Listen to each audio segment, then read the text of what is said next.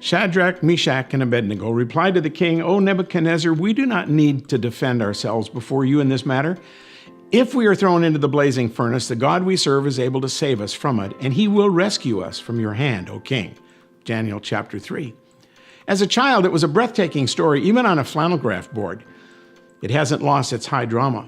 Three young men facing the biggest and baddest threat of their lives, forced to make a decision between carving into culture or remaining on the high road of their moral and religious upbringing. The right choice would see them hurled into a furnace hot enough to kill the men who threw them in.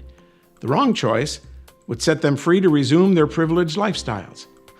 Why couldn't the outcomes be reversed? Why indeed?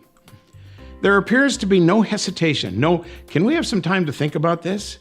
Their collective, "You can burn us, but you can't turn us," response ranks high in the closing statements of martyrs throughout history.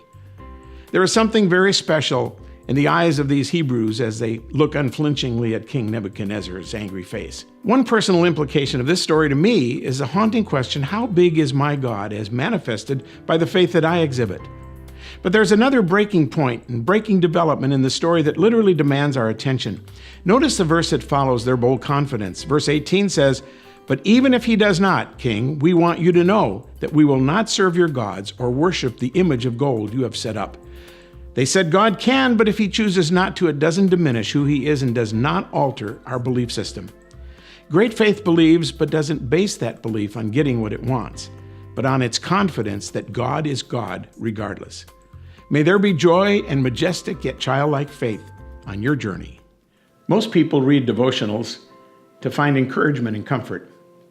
But what if God was trying to say something to you that was not necessarily encouragement or comfort, but more prodding? What if he was pushing you in a direction that you were reluctant to go? What if he was trying to get you to set your sights higher? What if he was trying to promote integrity in your life, moving into a life of new obedience to him? What if he was just saying something to make you stop and say, never thought of that before? I've compiled 365 of these into a book called Fresh Heart for a New Day.